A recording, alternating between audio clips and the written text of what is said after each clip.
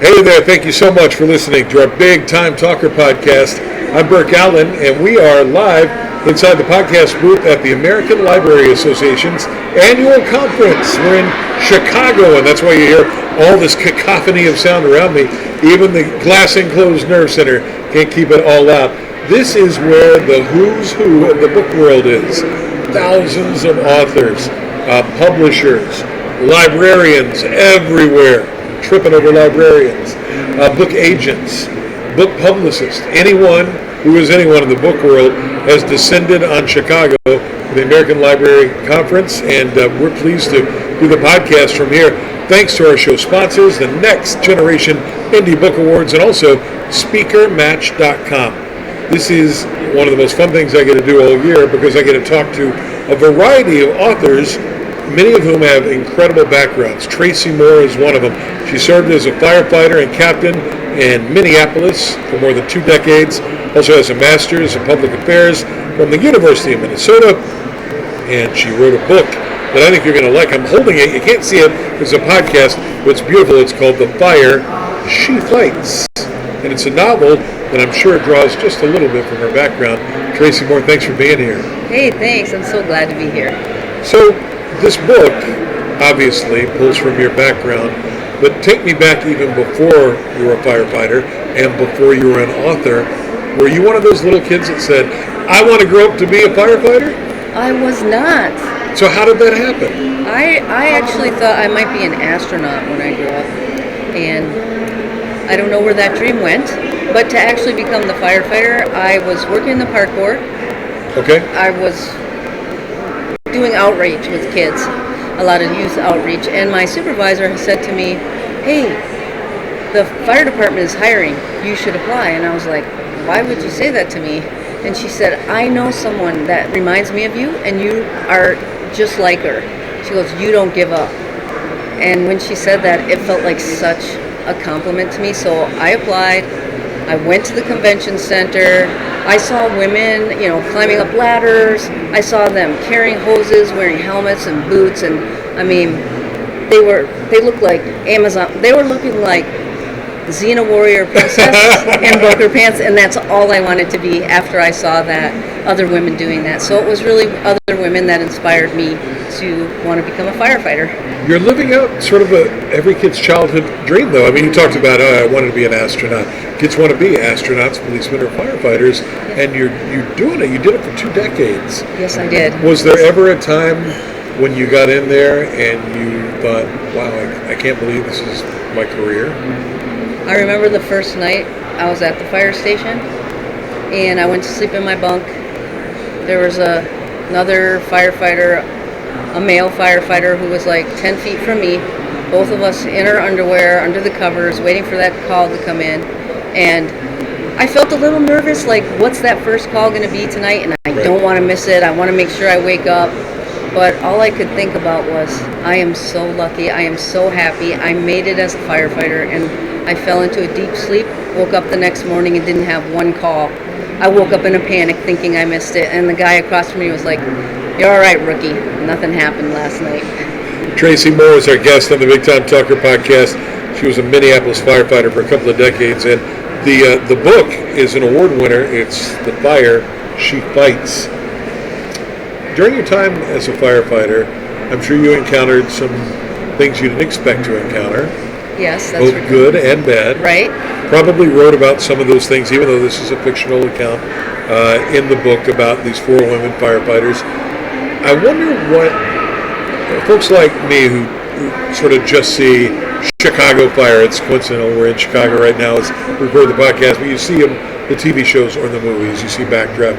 What do we get wrong about the life of a firefighter? Any misconceptions? I think it really gets glorified a lot in the media, and of course, I mean, who wants to watch a 2-hour movie of firefighters washing the fire engine, right? Right. Nobody wants to watch that. So, I mean, all of the action happens in the movies, and a lot of times, we're kind of really just hanging out at the fire station. But what a lot of people might not know about firefighters is that only 4% of our calls are fires. All the rest, 86%, are medical calls. So I've delivered 13 babies. What? Yeah. Yeah, I delivered one that still came right out in the sack. And I was all by myself in the back of the ambulance with the woman, and I was like, what is this? Yeah, no kidding. I poked a hole and there was a baby inside. Wow. Yeah, so I mean, we go to car crashes on the freeway, and all of those kind of scenes are in the book. So yes, the book is fiction, and it's really fiction to protect the women. So the 4 characters are fictional characters, but everything that happens in that book has really happened. I made it a novel because when I was interviewing the women, I didn't really know these women as well as I thought I did, and I had such a great connection with them. So then I took a whole bunch of courses in how to write a novel so that I could learn all about that kind of writing so that the readers would be able to connect with us as women firefighters. Sure, and you pull them through the story. Well, that makes sense. Yeah. The 4 women in the story, Ruby, Dana, Brazil, and Jessie, were they based on 4 individual women, or were they sort of a compilation of a whole bunch of different people and different traits? There were 30 women I interviewed, Okay. 30 women firefighters in Minneapolis. So, and then I just kind of grouped some of the stories. I mean, their childhoods are also in the story, and a lot of their personal life. You know, in this book, you're gonna see firefighting, you're gonna see medical calls, but you're also going to learn a lot about the culture of firefighting. You're going to be inside the fire station. You're going to have the insider's look about being a firefighter, a whole insider's view. Did you grow up in Minneapolis? No, I grew up in Massachusetts. How did you wind up in the Windy City? Well, I actually went to college in Rhode Island, and I went to be a counselor for my undergrad, and I came to Minnesota because there was a lot of mental health happening at that time. So I came here for that kind of job, just to check it out. And then when I got the firefighter job, it was a dream, so I stuck. Yeah, I said the Windy City because we're in Chicago, the Twin Cities. I intended to say about Minneapolis. Minneapolis, a wonderful city, and obviously you embraced it, it embraced you. You rose through the ranks. And what James Brown would have said is a man's world. Right. Did you run into, you personally, some pushback as a female firefighter?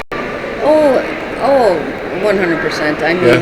I mean, people in general, not just in the fire department, but I think in a lot of places, we're biased. We have it ingrained in us as kids, men and women, that women get treated as less than and not as important. And, I did write the book mostly for women, but one fire chief on the East Coast, a guy said, men should also read this book but the tragedy is a lot of them won't, because they'll realize they either have to realize they're the ones performing behavior or the ones looking the other way. And then, of course, a lot of people mention the strength issue, for that 4%. The physical strength. The physical strength, right. Yes. And, I always like to say Superman looks way bigger and stronger than Mighty Mouse, but they both get the job done. And here you come to save the day. Dun, da, da, da. Dun, da, da, da. As you said, this was 30 women firefighters that you interviewed while writing this book. Were there common threads that ran through their stories, commonalities? Every single woman, except for one, cried during the interview when I talked to them. I mean, some of these interviews were 2 or 3 hours long. They really wanted to tell their stories. They wanted to be heard. They want people to see that here we are risking our lives alongside these men, and we are not getting the same kind of credit, and actually we're getting a lot of times put down for it, especially by our coworkers, which is surprising in the fire department. I'm sure a lot of the men firefighters that come in, I'm sure all of them come in, as really great guys, but then they get there and... What changes them? I think it's like some people feel threatened, I think, by a woman doing this kind of work, and like maybe it makes them a little less than. And there always has to be, in every group it seems, there always has to be someone at the bottom. There's one scene in the book where one of the women is harassed and she goes home. She's really that's Dana. She's a happy-go-lucky kind of gal, but they put paint in her boots and hide her locker. She goes home, she's really upset, and the African American, the black firefighter, a male, comes to her house, and he comes to apologize, and she's angry. She kind of closes the door on him, and he's like, wait, I get it. He said, I used to be you. And Dana's like, what do you mean? And he says, it used to be the black firefighters they would do this to.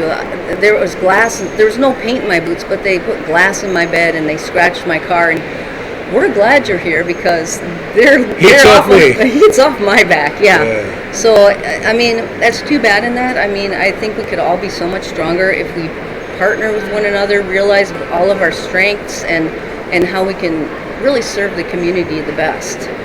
Is there a flip side of that coin? Were there guys who were super supportive of you and said, hey, I got your back? There are those guys in there, and there is a guy in the book there that actually has a learning curve with that, but when he gets it, his name is Tyler, and he's an awesome character, and he does represent a lot of the guys, because there are some really great guys too. In Minneapolis, you have some cold winters and some hot summers that are really short, but some cold winters. Were there ever fires that you had to go out and fight in January, February, and it's ice everywhere, and just a nightmare scenario? Oh yeah, we had that, and when you're fighting a fire and it's below zero like that, 20 below zero, and the water sprays and it's getting on your turnout gear, your bunker gear, whatever, the fire gear that people wear, which, by the way, at the beginning of each chapter there is a definition of fire terms that are unique to the fire service, so people will learn about that. But you get like a light layer of ice on your gear, so it's hard to bend your arms, it's hard to, and then there's like ice underneath the puddles because there's water on the ground, so you really got to be careful walking. Yeah. So it's a different kind of challenge. The hoses freeze up. You have to always leave the nozzle open a little tiny bit to make sure that the water's flowing through. So I grew up in a small town, and most small towns in America have volunteer firefighters. You were never a volunteer firefighter, correct? No, I wasn't. I did work for a critical incident stress management team where I went and helped debrief a lot of the volunteer firefighters' experiences, to kind of process a call after. And oh my gosh, those volunteer firefighters, they have hearts of gold. They're doing it for nothing, just because they're good people. Yeah, I remember seeing those guys. My mother was a city police clerk, and City Hall was right next to the same building as the fire station. And those guys were, the local banker or the local guy that works the gas station or whatever, and what they had to give up in terms of family and safety and all of that just for the love of the community is something to really be applauded. Yeah, it is. And women who are also in the volunteer departments, because I'm in a lot of groups where I talk to women firefighters. Right.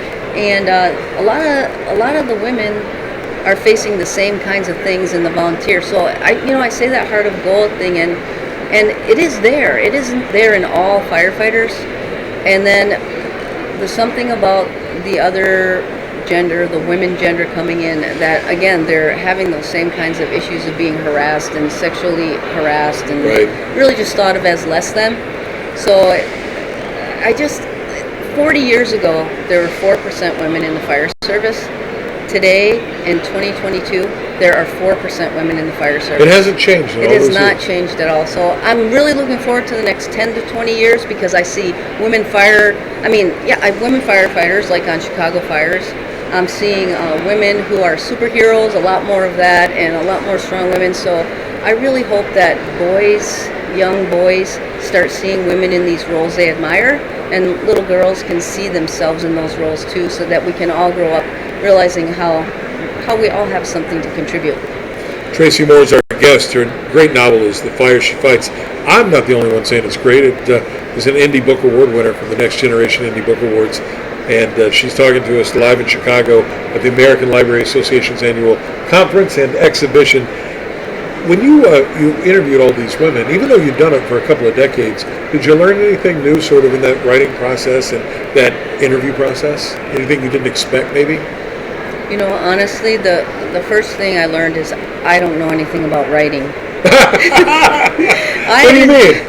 I was not a writer. I was a firefighter. Right. So I took a whole bunch of courses from UCLA, novel writing courses. I took some courses at the Loft. It's a great writing school in Minneapolis. It's because, I was just going to write down the stories so they weren't lost. But then, like I said earlier, the connection I had with the women, I wanted to give that to the reader. I wanted them to really notice us. So I worked so hard at learning how to write. And, that is one thing I learned. Let me ask you about that. Yeah. Because I'm sure there are people that are writers who are listening to our podcast right now, or maybe people that want to write a book. Sure. Someone like you, you had a very unique career, and you lived it, so maybe you didn't feel like it was unique at the time. Right. But it certainly was, and it's novel-worthy. So my question to you is, for the folks who are listening and are writers, maybe they have a book in them, what's the first thing you would recommend they do? Take a writing course like that? I would recommend that you first start writing. Just start writing it down, and you can have little islands. I had a lot of islands of all of these different stories, and then take the writing courses, and then you can figure out how to get it on paper, how to make it flow, and how to lead your reader through the story that you want to tell. The book has to be compelling. The stories that you have lived, that you put in here, and these other 30 women, has to be a great read. I will tell you, the cover of this book jumps off the bookshelf. It looks fantastic. Congratulations. Thank you so much. Tracy Moore's novel is called The Fire She Fights. It's an Indie Book Award winner, and she's joining us at the American Library Association's Convention, Conference, and Exhibition in downtown Chicago. Hey, thanks for stopping by. Thanks so much for having me. It was a good time. If people want to find you online, I'm sure the book's available at Amazon. You can order from Barnes & Noble. Is there a website or anywhere else they should go? Surprisingly, it's thefiresheffights.com. Well done, marketer. Yes. Thefiresheffights.com. She's even got the t-shirt on today. That's Tracy Moore. It's got to be a great book, great novel. Thank you for listening to our Big Time Talker podcast in Chicago. I'm Burke Allen. Go out and make it a great day. Bye, everybody.